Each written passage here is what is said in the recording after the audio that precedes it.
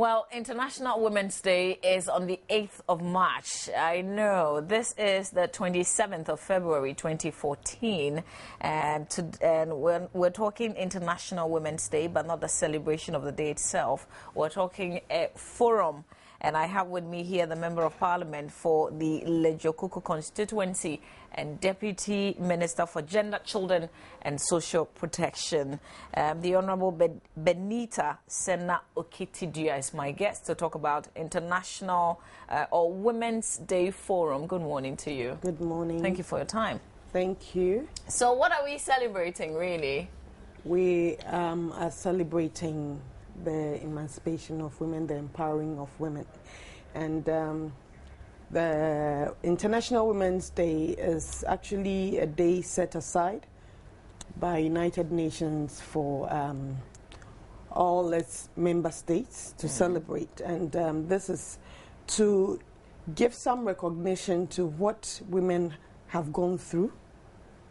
Okay. And we all appreciate the contribution of women in the society, and also see how best we can help solve the various challenges the women are facing today. So this year, the theme for this year was actually equality for women is progress for all. That is the UN theme for this year. For International Women's Day. But as a country, we have chosen, it's still on the same thing, but it's equality for women, it's progress for all through total inclusion. You know, and let me be on the other side, you know, for a little bit. Why do we want to be treated in a special way as women? Well, I say women, in general, we are special people. But, you know, some years ago, if you're a woman, you're only put at the background because, well, I say this is with respect to the men. People feel that your work, you can't progress in life. It's like your work is for the home. Yeah, so you're limited. You're very limited. But as with this international treaties, now the progression of women is very important to every growing nation. Because if the women are not part of it, if the women are not recognized, I don't think we will be where we are today, because we need women in all fields of endeavors. We need women participation everywhere you go, because people are also looking up to us. The youth or the young ones are also looking up to us. And I believe women have been maltreated in so many ways. When it comes to equality, sometimes gone were the days when our parents would rather want to educate educate boys than girls. But these days, we are catching up. It's not as smooth as we all wish it is. It will be, but we are catching up. I'm very sure 15 years ago, you wouldn't see women doing what you're doing, or you wouldn't see women in very top decision-making levels. Even in Parliament, look at the number of women we have. It's not the best, but I believe. But you know, the question has also been, now who caused some? I mean, whose fault is it that we don't have a lot of women representation in Parliament? It's because there are no laws, you know. But that is why we are actually working on the affirmative action. Should there be? You know, my understanding is, if you want to be an MP, you believe in yourself. I mean, you are an MP. You went through the process just like every woman would or every man would.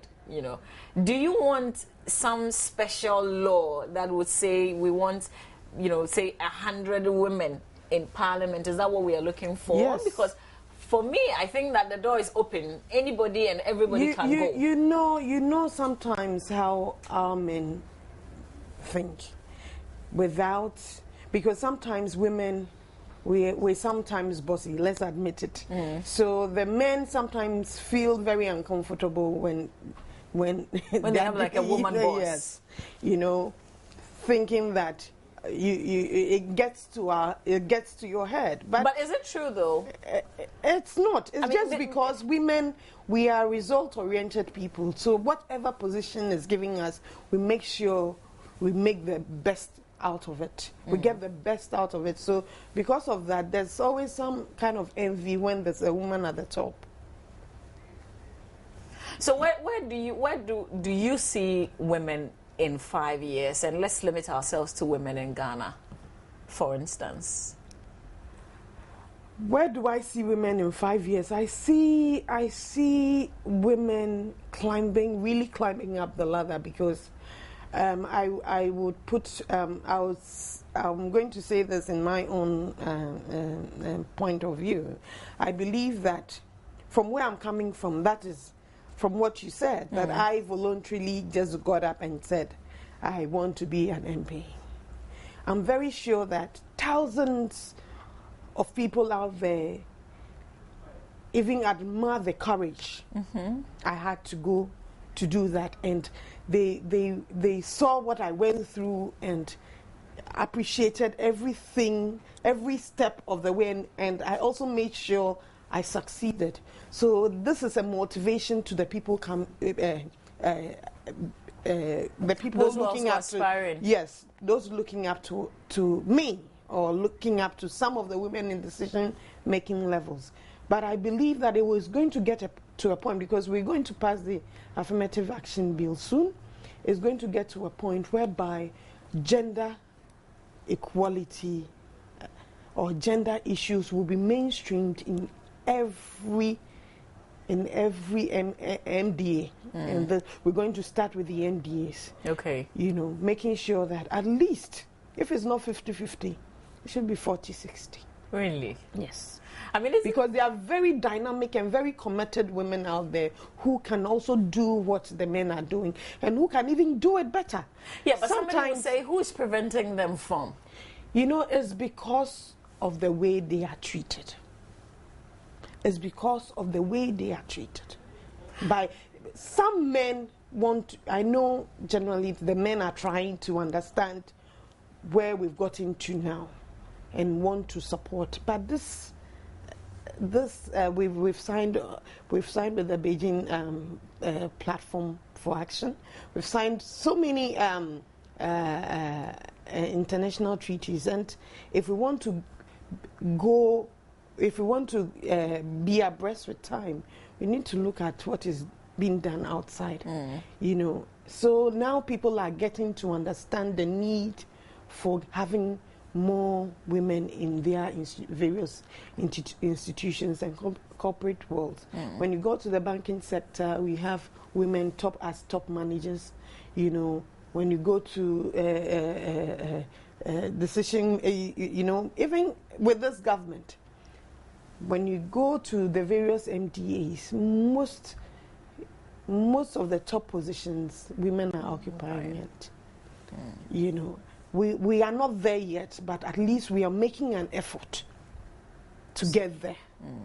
I'm very sure soon we're going to have the first female president in this country. Because I was going to ask you, how soon? I mean, I've been asking myself, would I see that happen in my lifetime? Yes, you will.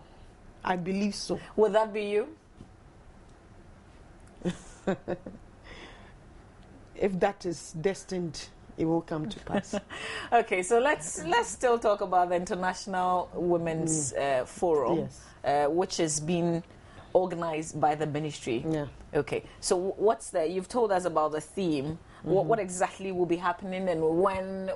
What should people expect? Can people be a part of it? What is actually going to happen is we're going to have as a national and we're going to have a program, a national program, which is a summit, we're going to have regional programs, which should be seminars and mini debates. Okay. Okay. And on the 4th, the day is actually on the 8th. On the 8th, yeah. But we had to do it on the 4th because on the 8th, other civil society groups, other organizations are all having programs on that day, and they want us to be part of those programs. So we can't have it on that particular day. So we chose the 4th of March, which is a Tuesday, and we are bringing on board some representatives from NGOs, students, the media, market women, traders, the Traders Association, women's groups, and men's group, because we can't do this without the men. We need their support. We really need their support to make sure we achieve our goals. Okay. So when all these people come together on the 4th, what exactly is going to happen? I mean, what are you going to tell them? What are they going to take away?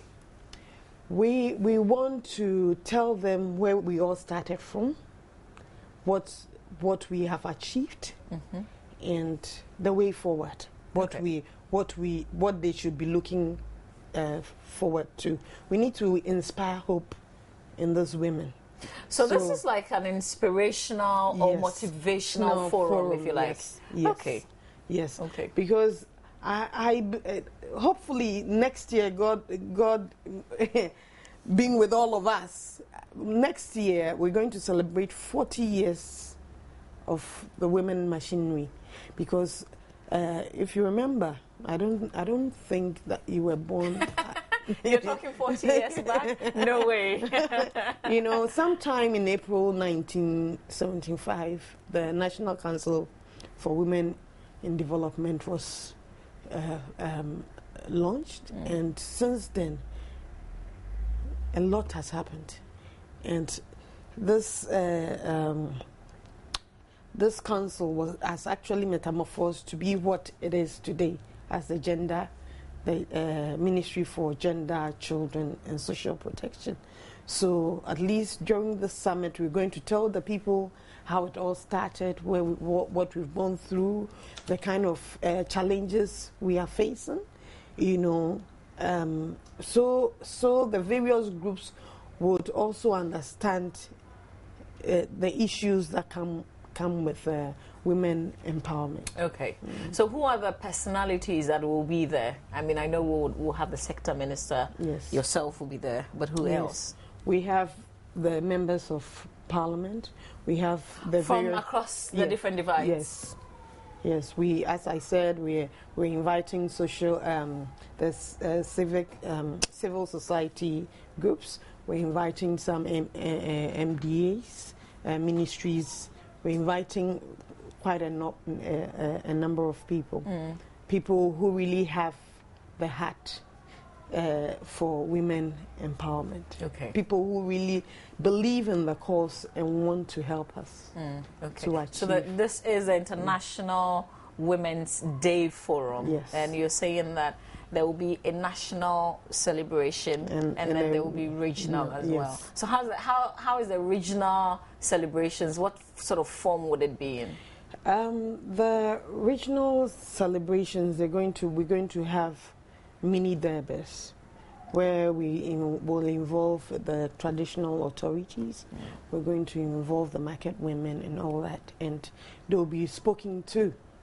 And we really want to speak about the need for education, because education is actually a right, and we really need to let people understand that it is everybody's right to be educated.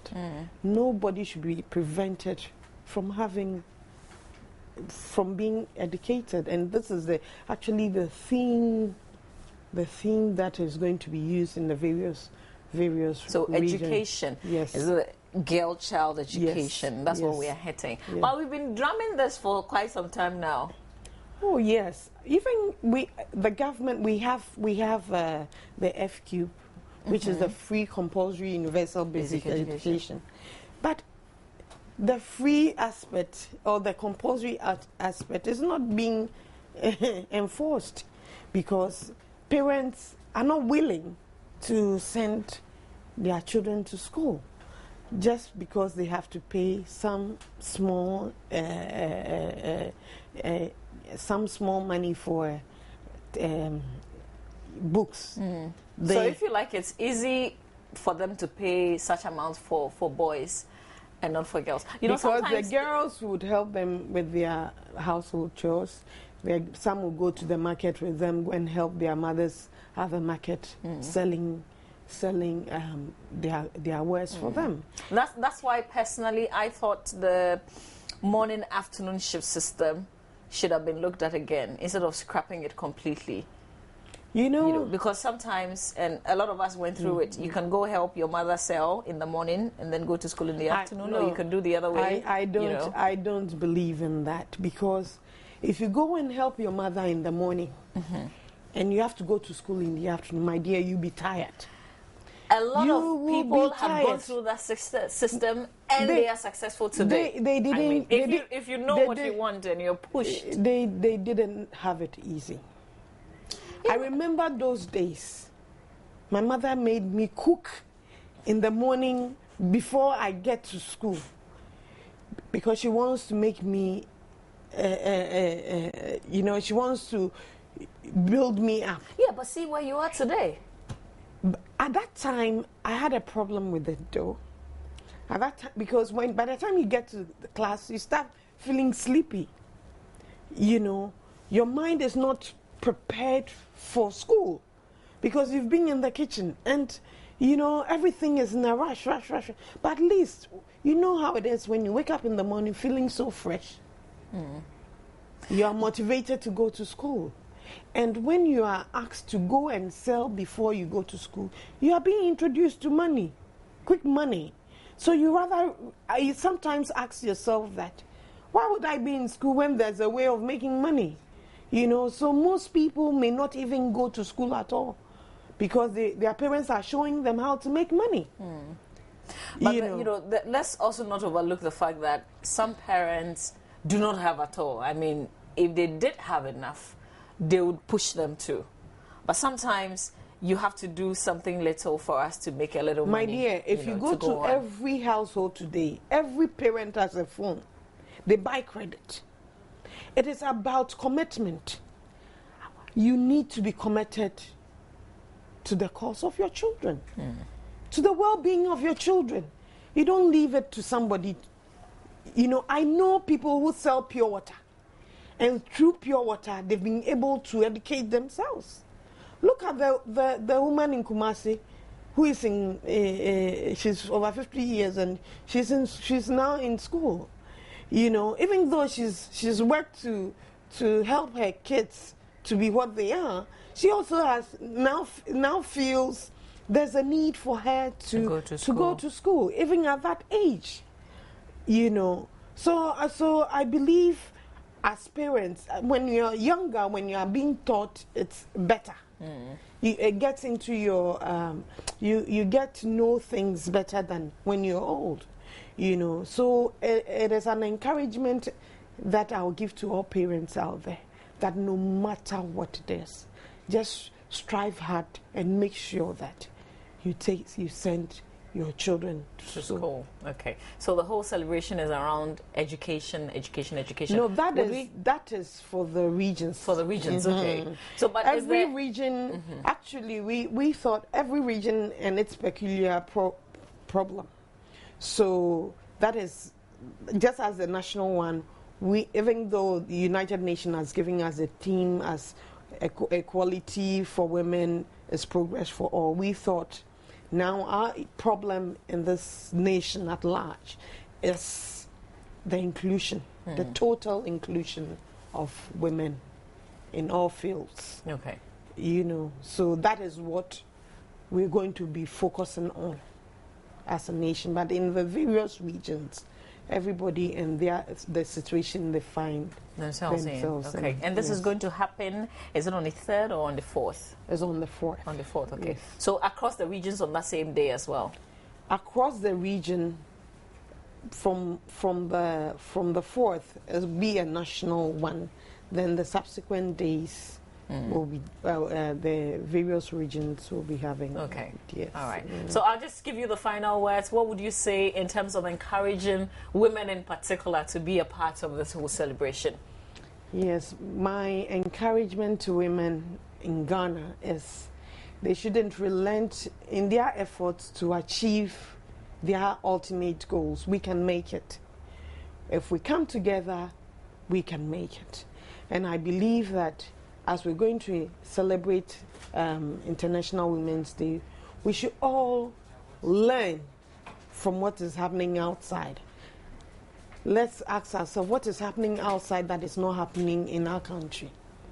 And together, let us fight and make sure we achieve the best for ourselves. But I encourage every woman to come on board. All those that have been invited, let's all come in our numbers and, you know, share our experiences with others. Because sometimes if you don't share your experiences, people get to know, people pick some good out of people's experiences, and that alone can even make them better.